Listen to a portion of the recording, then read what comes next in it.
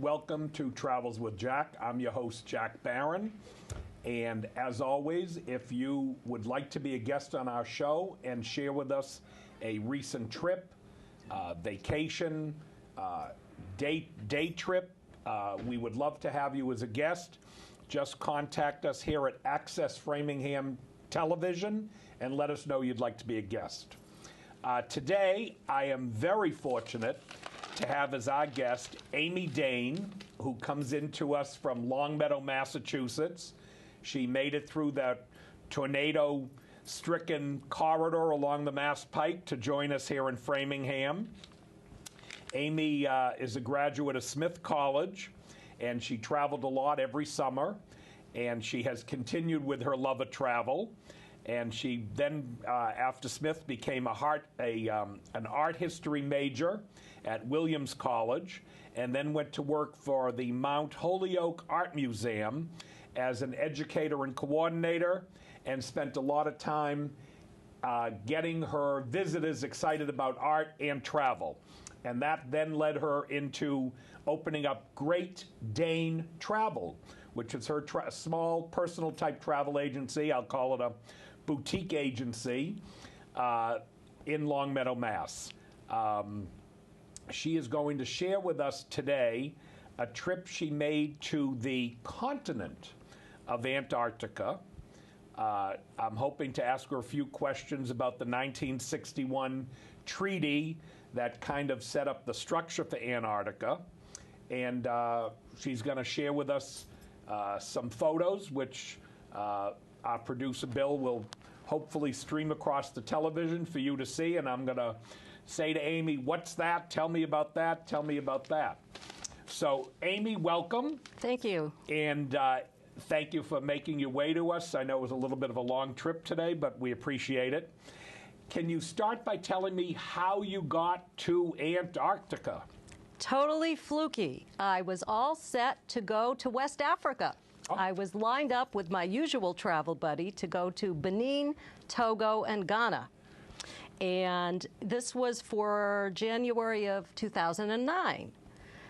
So I was all set with that, and I was at Cape Cod in the summer, and my mother's friend said she had literature around that she was going to Antarctica, and my eyes popped open. I said, when are you going? And it was right about the time that I had already planned to go to West Africa. Well, sure enough, that particular trip didn't have enough participants. The trip was canceled 6 weeks before departure. Oh, that's great. I took my money, called my friend immediately, and said, I'm coming with you. And she said, well, I'm going with a group out of Brockton. And this woman has a group, and I'm not sure if she has room for you or if there's any room on the boat or anything, but you're more than welcome, because my usual travel companion in no way, shape, or form was going to go to Antarctica. So I said, okay. So I called Judy Karp, who has her own little Judy group, and she was more than welcoming to me.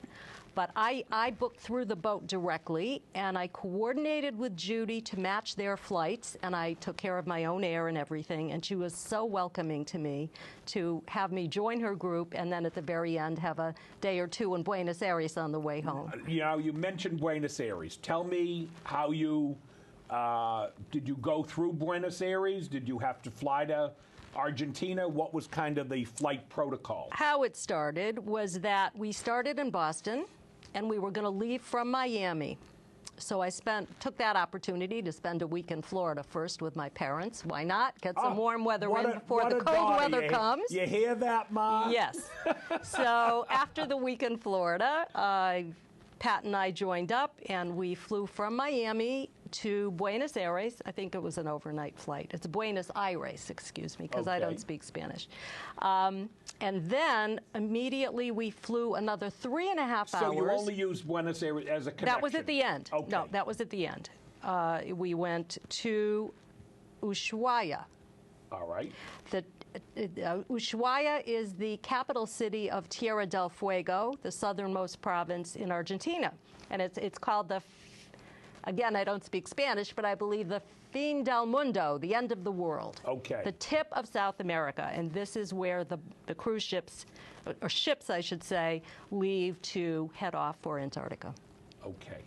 And did you get to spend any time in the tip of Argentina. Yes, we actually had one full day. And tell me, how did you have those fabulous It's the cutest Argentinian little steaks? town. Oh, well, I had those before. I've been to Argentina, so Okay. this was a fun day. It's a cute little town, almost built up a hill. And what I remember so much was that the weather was cold, yet there were beautiful flowers and pots all over the street, which was so unusual, I thought, for cold weather. And it's a hopping little town. This is where everybody from Patagonia comes to hike, and you can buy anything sporty that you might need. Sports equipment, things to wear.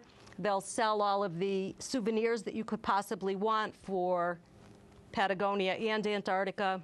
You can take boat trips to look at wildlife. You can take glacier rides. You can do anything from Ushuaia. And then there is, of course, the segment of people that are going on to Antarctica. Okay, so you're there, and the boat is waiting for you. Tell us a little bit about the boat. Hopefully, we'll see a picture. And Yes. you folks are watching. Here you have the end of the world. Okay, Ushuaia. Ushuaia. Okay. Yes. And Actually, what I did with my friend was we went to the national park down there, which was established in 1960. There's the town. It's just so cute. And I thought fairly Dutch looking, that sort of architecture and looked is that Dutch a hotel to me. or? I think it was. And this sunken thing was just in the harbor, was gonna and it say, looked that's neat. not Don't your ask me a boat. thing about it. And That's here I've not- made a friend. Amy's not going on that Yes, boat. you didn't want to go on that boat. And this is where we went for the day, Tierra del Fuego National Park, which is 63,000 acres of mountain forest and sea. It's Wow. just gorgeous. This looks like Bar Harbor, Maine. It's beautiful. We had guests last week from Bar Harbor, and I'm telling you, it looks the same. It was beautiful there. They have all kinds of mosses and lichens, all kinds of interesting plant life, and it was very beautiful scenery, as you can see from this. It is. It looks lovely. was a now, nice what day. was the temperature while you were down there? Down there, I'd say you were wearing a ski jacket. You were Okay. wearing a ski jacket. So you'd say 45? I'm not 40? good with numbers, but sure. Okay. Yeah, it was chilly. But being a New Englander, you were comfortable? Absolutely. You didn't get there and say, No. I should have stayed with Ma in Miami? No. Okay. No. Good.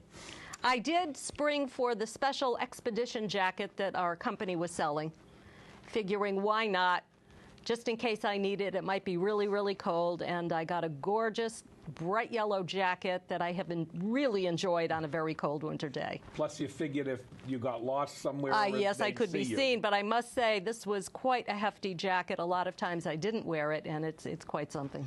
All right, so you get on the boat. Tell me a little bit about the boat. How many people would you say? The boat took 110 people, and I must So say... a small boat, basically. Yes, it also had about 70 and expert staff and crew. Really? I don't think it was full for passengers because here's what happened. I wanted to save money because it's an expensive trip, so I figured I would book a triple room. Okay. And the luggage was put into the room, and I started unpacking a teeny tiny room very carefully so I wouldn't hog up too much closet space, drawer space. Yep. And it finally dawned on me that my luggage was the only luggage in the room. Okay. I ended up with my own room, which probably saved a good $1,000 plus. I ended up with a single room. So I had a room with 2 beds all to myself. And if there are any pictures of my room, it gets hysterical because I took a picture of it when it was very clean and neat and tidy.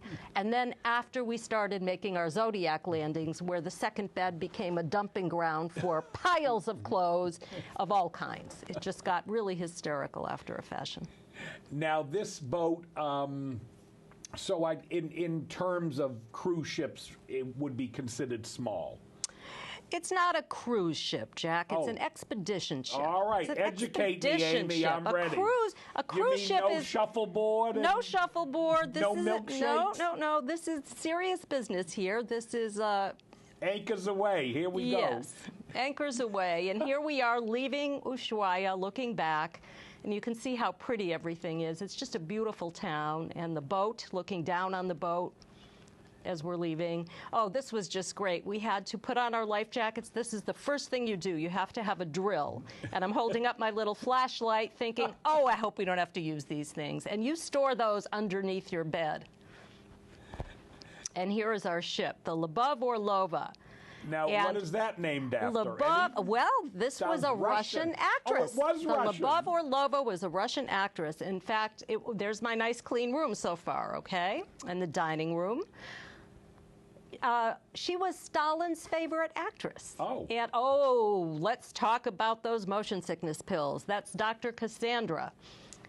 You must have those. And she was something, really something. And these, of course, are the lifeboats that we hoped we'd never have to use. Oh, yes. Didn't want to have to use those. And I just loved this man sitting there just in solitude. It's a lovely shot. And here we were having an outdoor barbecue toward the end of our 10-day adventure. And that's a beautiful scene, I think. Now, the boat was, in fact, a Russian boat? Actually, it's registered in Malta. The crew is Russian. Oh, they were Russian. Okay. They were Russian. And in fact, they had one evening, they dressed up in costumes, sang Russian music, dance, and that everything. Must have been interesting. And, but by the way, Lybov is love, so we were on the love boat. Although I would hardly call it a terribly romantic experience. Let me ask you a tough question. Yeah. Russian cuisine or a little bit of... Only the one night that they did. Oh, really? Okay. Right. It was fairly basic food, but so much food. Oh, my. I've never eaten so much in my life. So you weren't eating herring? No. And... no. And if you wanted ice cream, you could ask for it, and if you wanted more, they'd bring you more. Oh, great. And I never ate so much in my life. Oh, really? All right. Very, well, that's good to hear. Because but we should talk about the motion Russian cruise ships, and I immediately picture myself with eating herring and... I wouldn't last a minute. All right, so the boat takes off, and your first stop is what? Zodiac Landing? Well, these, typically... On a trip like this, you will make an average of 7 landings. We were so fortunate with our weather that we had 9 landings. Oh, great. And you're in these little, they look like inflatable rubber rafts, but they're extremely sturdy. They seat about 10 passengers. There's Gary. We loved Gary. Now, behind me, behind Gary, I should say, Quite these the are ice, what, isn't glaciers? It? These are glaciers, Wow. icebergs. It's magnificent. You've never seen ice like this in your life. It does. It looks Some of beautiful. them look like, I believe that's a National Geographic ship, by the way. Okay. Yeah. This is cruising. 2 of the Zodiac experiences were cruising, not landing, and this is a cruise through Cape Bernard. The scenery is unbelievable. It does. It looks breathtaking. But you can see what it's like to get out of these boats, and here we are at the end of a Zodiac. This is how you go back up. Oh, cleaning your feet after having landed. Well, there's a big issue because penguin guano is everywhere on these islands, and it stinks. We would call it eau de guano. Okay. Now, what happens when you get back is you come in, they issue you Wellingtons, the rubber boots. All right. And you keep those with you for the entire experience. And the funny part is when I talked about the voyage down through the Drake Passage, the ship was going through the Drake, and it went from rocking, which was fine with me, to pitching, which was not. And I'm trying on my boots to get the right size, and all of a sudden I turned green, fell into my chair, and couldn't move. Really? And one of the experts helped me and started shoving boots on and off my feet until he decided he found a pair that fit me. Then he had to carry me back to my room. And that was the end of me for the rest of the afternoon. And the doc does hand out some lovely, what I call miracle pills. And boy, were they great. Phenergan, fabulous. So you're saying the ship was a little bit Oh, rocky. the Drake Passage is no picnic, but we were lucky. We were lucky.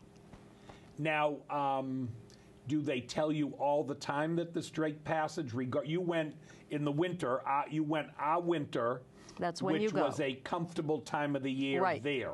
The Drake is stormy. It's stormy. Okay, so... But we had a fairly easy passage. We really So did. those viewers who are watching us, you're going to leave in the winter from here. Yep. And it's still going to be cool when you're down there, 35, yes. 40 degrees. Well, in Antarctica, even colder. Even colder. Yeah.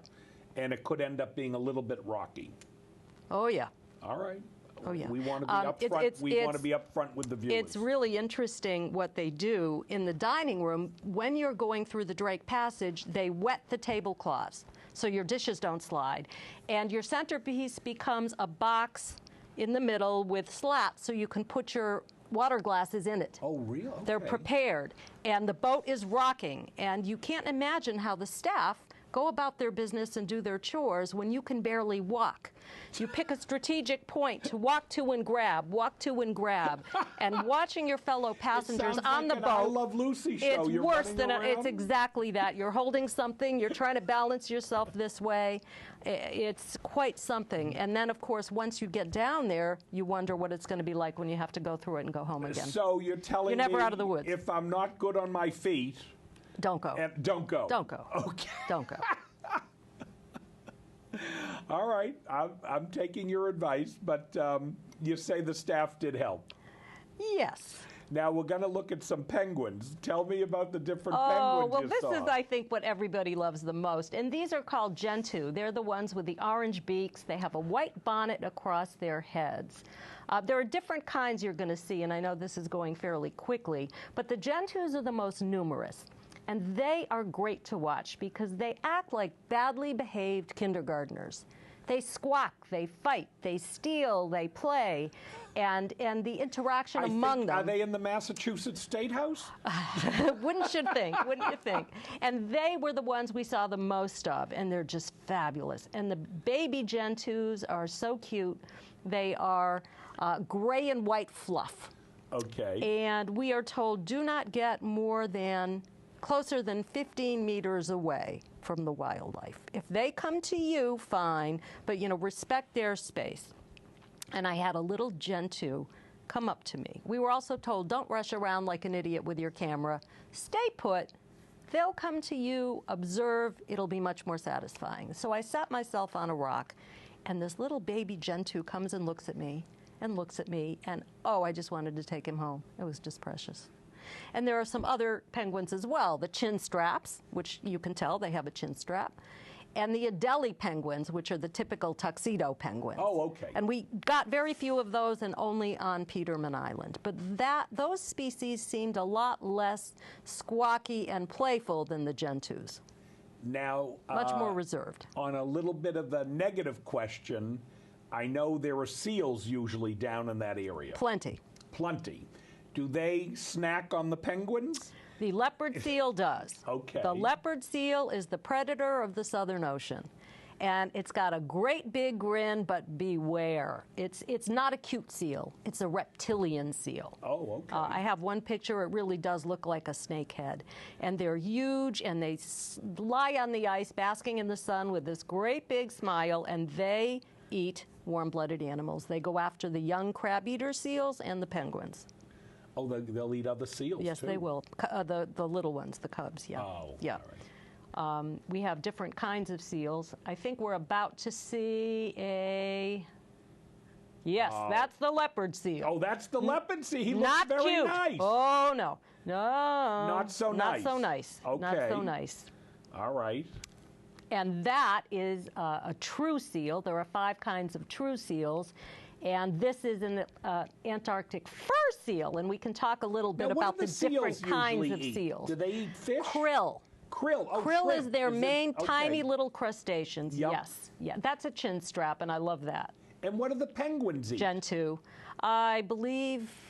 Good question. I don't know if they eat krill or if they just eat a lot of the algae and whatnot. I'm not sure. That's another. Oh, this is the Weddell seal. It's got a mottled coat, big cat-looking eyes, a cute little face. Now, who educated you?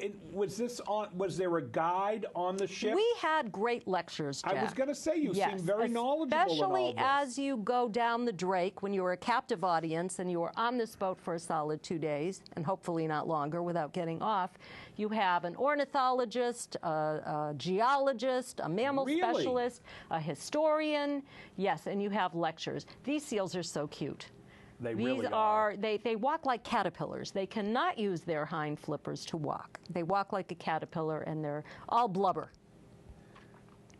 And they're adorable. That, I believe, is a crab-eater seal. So you're telling me they educated you on the boat. Yes.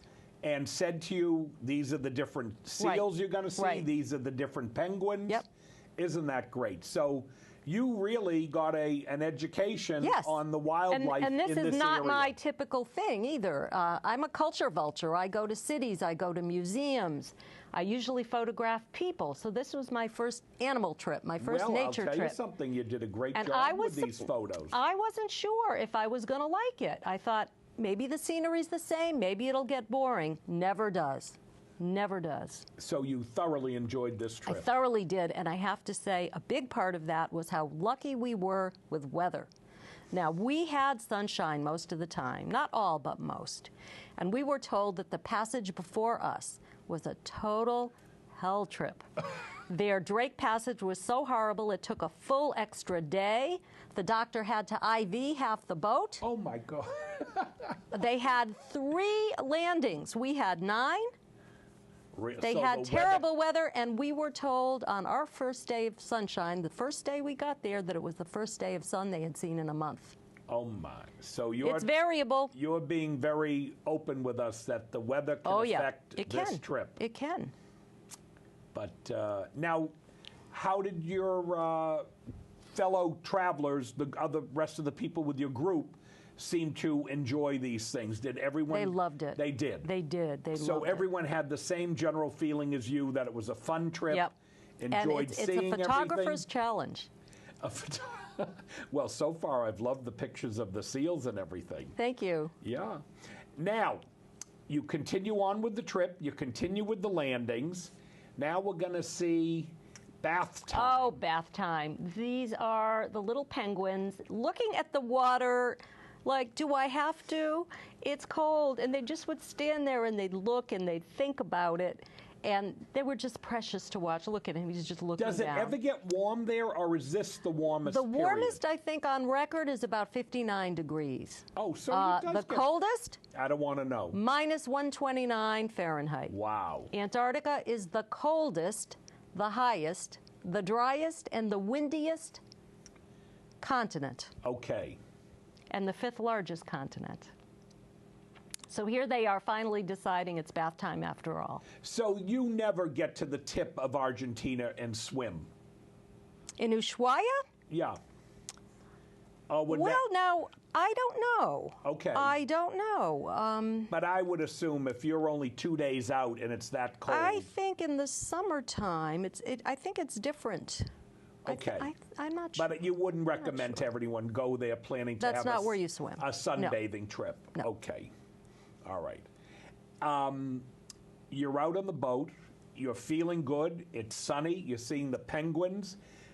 You went to what? Different islands? Did you see people, inhabitants on these islands? First, let me tell you, the other thing that's so amazing is it's the freshest air you will ever breathe. Oh, you saw a difference. You are nowhere. Look at these glaciers. is They're no- fantastic. It's like ice sculpture. You Really? would think that those were sculptures. And are these literally millions of years old? 30 million years the Wow. ice started. 30 million years worth of ice. Antarctica holds 90% of the ice of the world and 70% of the fresh water. Isn't that amazing? So these are mostly fresh water, you're telling me? These glaciers? Not sure. Okay. Not sure. I would assume so, but because I this don't is think what salt I read. water freezes too well. I think you're probably right. In fact, the very crystal pieces of glacier ice that you get, Yeah. and we had seen Jill hold one up where I flashed Right. 25,000 years old, those are as clear as Steuben glass. Wow. Unbelievable. Did the guides talk to you at all about, do they have fears of global warming? Have they found that the glaciers are diminishing more rapidly now than they might have been? There are a few things they've seen, but just back to your other point first, there are about 75 million penguins in Antarctica. Okay.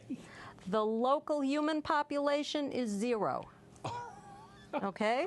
So when you're out on the boat, you're looking at gorgeous scenery, vastness, the cleanest air ever, and this is a kind of a peace and solitude you will never experience anywhere else. Okay. Global warming, we all know it's happening, or some people call it global change, if not warming, whatever, but certainly the Earth has gotten a little warmer in places.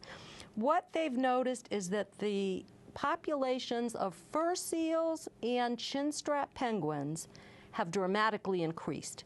Increased, now, okay. These species spend their winters in the water, not so much on the ice, and there's more open water. Okay. Okay? Also, they've noticed a lot more plants growing. All right. And they've noticed that there has been a really big decrease of the glaciers lining the Beagle Channel. And that's what you go through then when you leave Ushuaia. The glaciers have retreated some. So they are noticing some changes. All right. And we wouldn't even want to talk about what would happen if significant amounts of that ice were to really melt. Well, obviously it wouldn't be good. It would be good. Well, I would agree with you. They could probably do a science fiction movie on the glaciers. Yes, they could.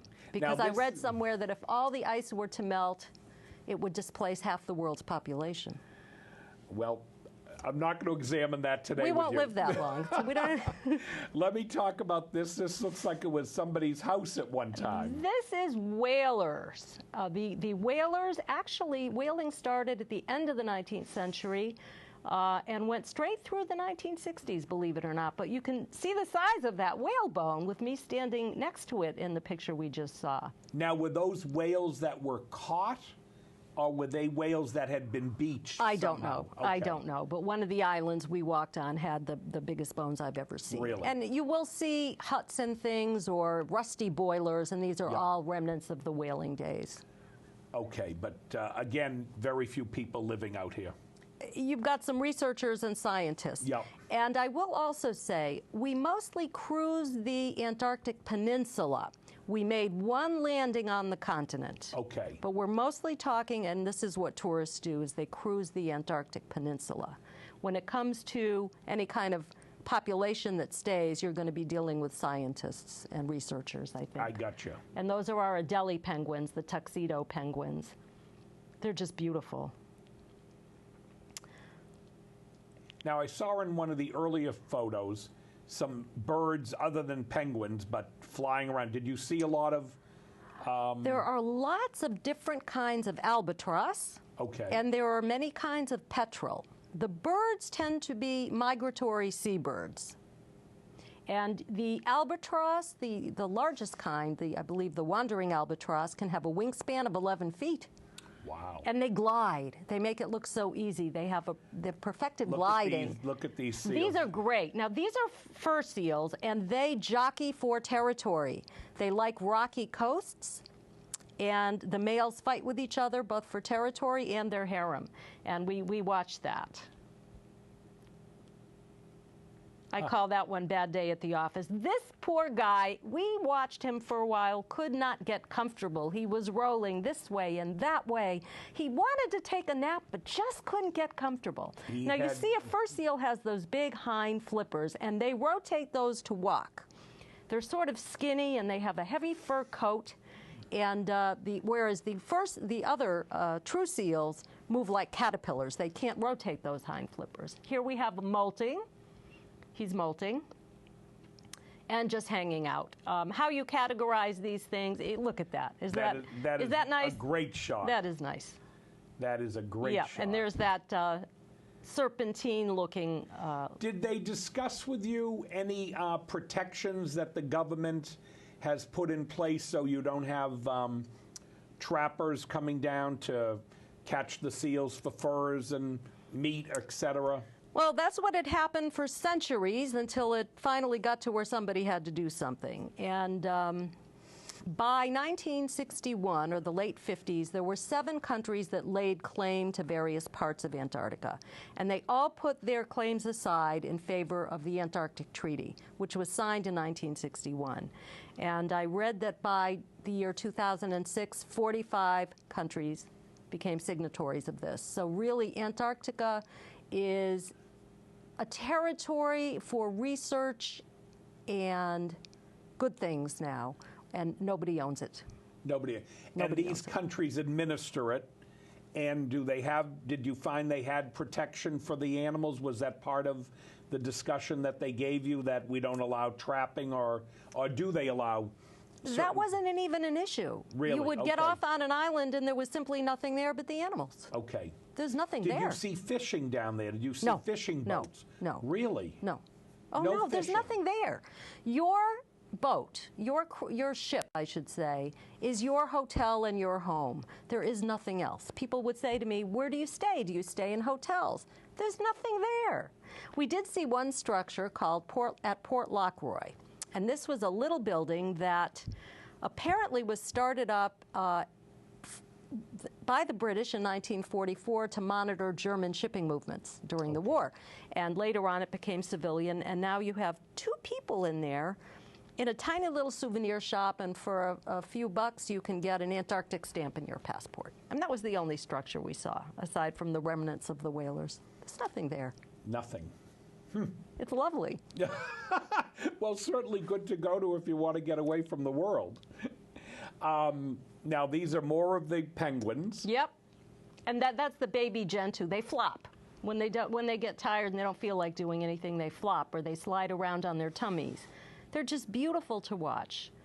And, you know, look at them. They just skate around on their tummies. And I just had a terrible time trying to weed out the pictures. Now, apparently both sexes will incubate the eggs and feed their young. And they only incubate for about 5 to 6 weeks.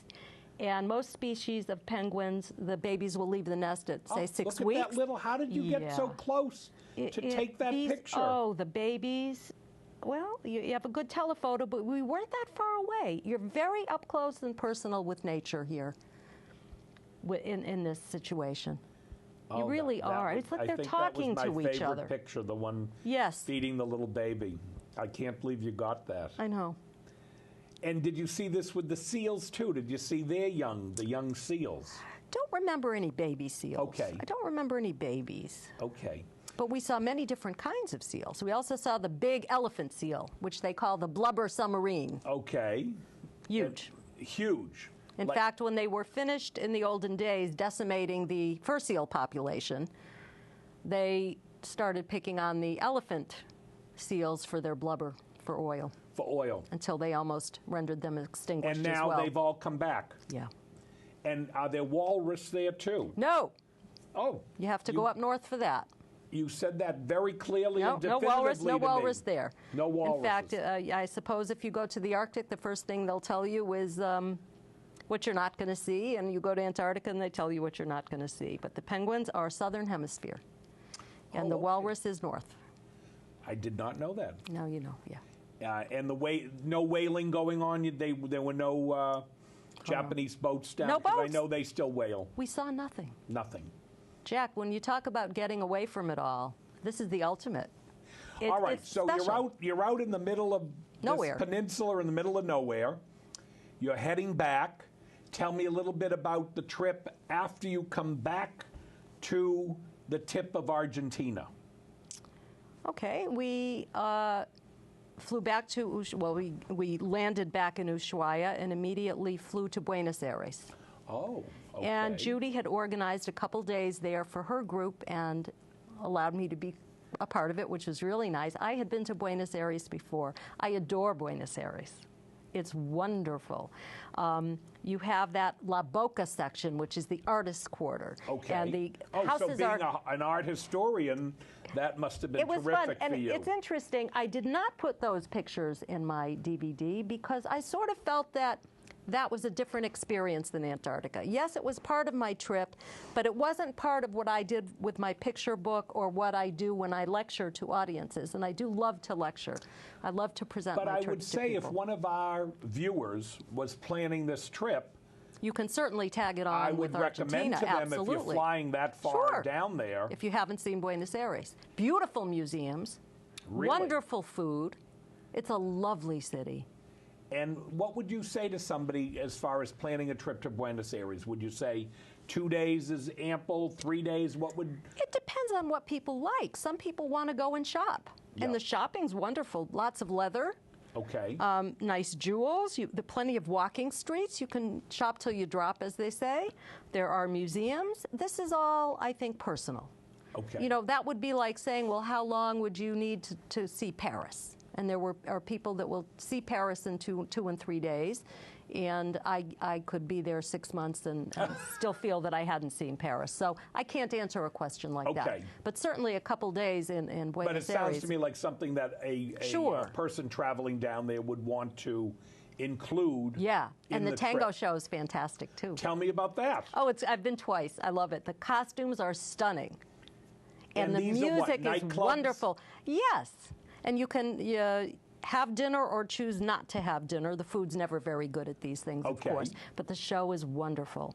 And this is what usually a man. Is it a group or? I've never been to a tango show. Well, they bring out different acts, so to speak. Okay. You know, some will have many people dancing at once. Some will be 2 people. Many different costumes. It's very colorful. And that, of course, is a traditional Argentinian dance. Yes, and of course, then if you go to Rio, then you get the Plataforma show. And the samba. Yes, so it was nice when I went and did those countries all together for 3 weeks to see the differences in the shows and move from Brazil to Argentina to Chile. I was going to say, I know Brazil, I think samba time is usually in February, so you could tie it together because that's a nice time to be in Rio, certainly. If you have time and money, you can do anything you like. Anything you like. I also warn people too, the answer to great travel, time and money. Never to do too much at once. I would digest agree with you. it. I would agree with you. Yes, if you can do it and go back and take bits at a time and digest what you see, that's my advice. I've always done that. Yeah. Now, the ship is going to, let's see, our ship, we're going to see a little bit of. Yeah, it's wonderful to look back at your ship from land or from your Zodiac to see your ship in the landscape. I love that shot. And it's just beautiful. You get a sense of scale, too, when you put the ship in the surroundings.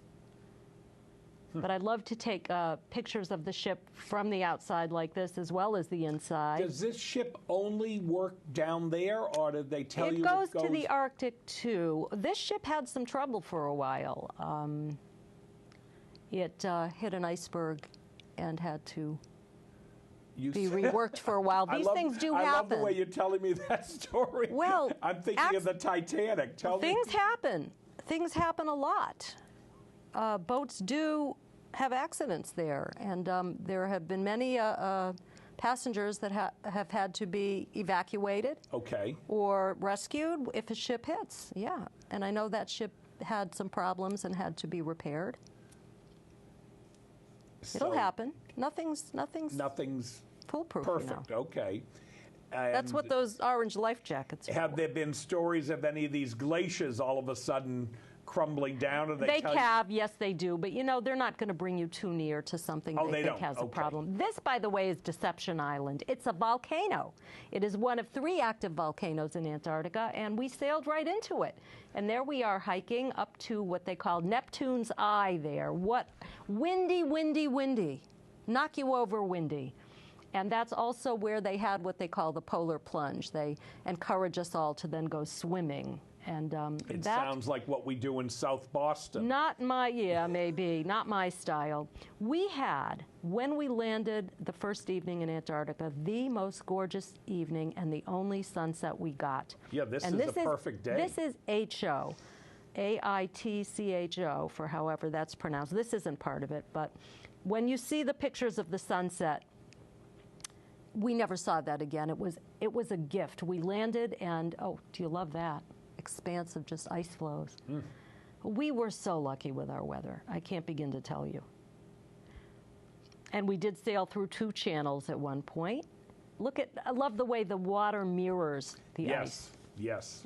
No, these are breathtaking photos. And I have my picture books at home, and all I can say is you have to be there because you just can't get the sense that sailing through, I think, the Le Maire Channel, you can't get the sense of the vastness and the scale when you look at a finite picture. Where were most of the guests on the boat from? Was there Every single country in the world. Really? Let me tell you, I had a Dutch roommate for the pre-night Okay. in Ushuaia.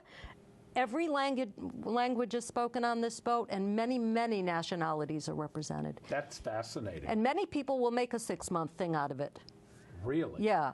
If you get Australians, they never go anywhere for less than a few months, and they'll just put that into their round-the-world trip or wherever they're going, and that always amazes me because these trips are costly. And but boy, that's one thing about sailing on a cruise like this. An adventure like this is you will meet people from all over the world. So you would say they came, you had people from Japan, China, everywhere? Everywhere. And how did that work out as far as, was there entertainment on the boat at night or anything?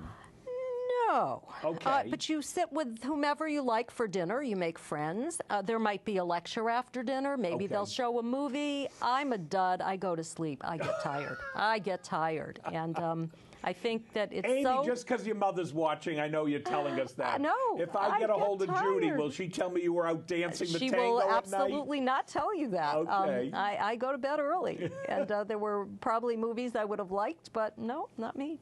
Okay, all right. A good night's sleep is a valuable thing. Now, when you were in Buenos Aires, were you asleep early Well, too? we had, I believe, one night in Buenos Aires, and after the tango, of course, it's midnight already. So Okay. that for me is a late night. That's Yeah. a big night Yeah, out. big night out. Okay. This is, of course, more glacier pictures. Oh, look at them. I can't get over when I look at them. How much I got out of this trip, and so much of why I like to give lectures to various audiences is so I can relive it all again. I think if there's anyone who gets their money's worth out of their travel, it's got to be me. And there, I believe, is Judy walking along that windswept beach in Deception Island. Okay. And this was that stunning first night with the sunset. I think we're going to see some more of that. This is actually, Wow. this is Cape And Bernard. That is Oh, yeah. solid ice. Oh, yeah. This is, look at, that's the Zodiac you see, that little dot on the right corner. That's how big. Wow. Look at that picture. Now, I'm not look seeing- at the seal owns the world there. Look at him. On the glaciers, I'm not seeing any of the seals or penguins. Am I right or wrong? No, you don't see You'll see them on ice floes and blocks Okay. of ice like we saw Mr. Leopard Seal a while back. But see the colonies of penguins all over. And every land is different. Rocky, snowy, every landscape is different. Once I put my foot down and I ended up in snow to my hip. You've got to watch where you step. And some are harder than others. This was a spectacular place. We were way up high with such a view. Look at that ice. There's nothing like this in the world. Oh I my, can't look at this. imagine Yes. anything like this in the world. And this is what, like a cave or something? It was. And Wow. when here we were just zodiacking around, and that's my favorite shot. That is my favorite. I was trying to decide if I should put that into a juried photography show this winter, but I think I'm going to do something else. That's my humpback whale. Okay. My one and only shot of a humpback whale. Whales are impossible. They're just impossible. But that was that stunning sunset, and just precious. Now, I'm assuming that the ship had tour guides with you wherever you went. Well, your experts came out with you. The same men that lecture you on the boat will guide you off the boat. You have Zodiac drivers driving the Zodiacs, and then the experts will divvy you up on land and talk to you. But look how beautiful. I still can't get over it. It is. And if it wasn't such a perfect trip, I would go back someday, but you can't redo something that was so special. I just loved it. And this is coming back, just pulling back in, seeing Ushuaia again, and it's a lovely town down there. It does. It looks very pretty. Fun to shop in, fun to have coffee. I bought my souvenirs from Antarctica in Ushuaia when I got back. I bought my T-shirts. Quite honestly, it looks almost like, a Martha's Vineyard or that part of it does, Nantucket kind of photo. Yeah. Mountains are a little higher, I have to say. Well, there we are. And that's my buddy Pat, my mother's friend who, and this is the way I end. Well, the photos have left me breathless, Amy. And I can't believe I took them. No, they're really quite exceptional, I have to tell you. So when you came back, you went back through Buenos Aires. Then did you go back home to Longmeadow from there, or did you have additional stops? No, I went home, and I had to go home because February vacation was right around the doorstep, and I had to be home for my kids coming home from school. Oh. Yeah. Okay. I still have vacations to deal with, so All I am right. on a timer, believe me. I believe you. Now, what are you doing as of late with the Mount Holyoke Art Museum? I no longer work there. okay. I've not been working now for 4+ years. Oh, okay. So I've been So you have more focusing time on to my travel. own projects. I travel. I'm going to have my first photography exhibit at the Agawam Library in April. So I'm Terrific. pleased. I'm going to show. I hope you'll feature that seal who had his mouth wide No, open. this is going to be favorite faces of the Silk Road. Okay, so I went through 5 of the 6 stands. Yeah. Not Afghanistan, but all the others. And my favorite thing are people's faces. I love to photograph people, and I've gotten fairly good at it. So Really? that's what I decided to do for this exhibit. And I lecture, and I travel. So with this exhibit, you're going to feature what? Turkestan or? Turkmenistan, Uzbekistan, Kazakhstan, Kyrgyzstan, Western China. We went to Urumqi. So you have many different kinds of faces, and Well, it was you know, all you're- about bazaars and markets, and that's where you Really? find That's the what you people. found? The ladies holding their cabbages and showing you their carrots, and Russian-looking, Chinese-looking, and lots of wonderful men's faces. Well, I'll tell you something. I like my faces. I know I'm proud we're of my going to get a faces. call from one of our viewers and say, Jack, we want to see those countries. So do you have lots of photos of those I've countries? got lots of everything, and I'll be off to Madagascar November 1st. Tell me about that trip. Well, haven't been to Madagascar, and I hear Okay. that's the 3rd largest island in the world. If I've seen orangutans Are you in gonna Borneo, fly- it's now time to see lemurs. Are you going to fly into Johannesburg? Is that No, how no, you no, get no. there? No. This is very interesting. I am flying Air France through Paris directly to the capital city of Madagascar, Oh, wow. which they refer to as Tanny. Okay. Because the full name, and I don't know how to pronounce this, is Antananarivo. Antananarivo? It's a very long name. And is this so a they call group it Tanny. Is this a group you're going with? Yes, it is a British adventure company I travel with quite a lot. Okay. And I have a good friend from Glasgow who's been traveling with me the last few years, and she and I will meet up. Oh, wonderful. Yeah, That we should be become. very I have exciting. most of my friends, I Madagascar believe, are has in the UK. Madagascar has some very, very beautiful foliage you'll be looking at. It's got its own ecosystem. Yes, it does have its own ecosystem. When I'm not doing travels with Jack, I'm in the food business, and we happen to import vanilla beans from Madagascar. So when you're there, you'll be sure to try some of the wonderful Madagascan Why not? bourbon vanilla beans. Sounds Bourbon good. vanilla is also grown in Mexico. But in Madagascar, that's a big export for them. And they may discuss the politics with you. They've had some very difficult political times in the last few years with a couple of different presidents, both claiming jurisdiction over the population. Well, so hopefully they won't be fighting while I'm there. you never know. You never know. And I have been in I situations. booked a trip to Tripoli once, and I went. oh, you did go We to can Tripoli? talk about Libya, sure. I was lucky to have gone to Syria and to Libya when I did. I really Yes. thank my lucky stars for that. Yeah, because Syria is not. not now, but not now. people were so friendly. We had a fabulous. That was my first adventure trip, and I went off with a sleeping bag.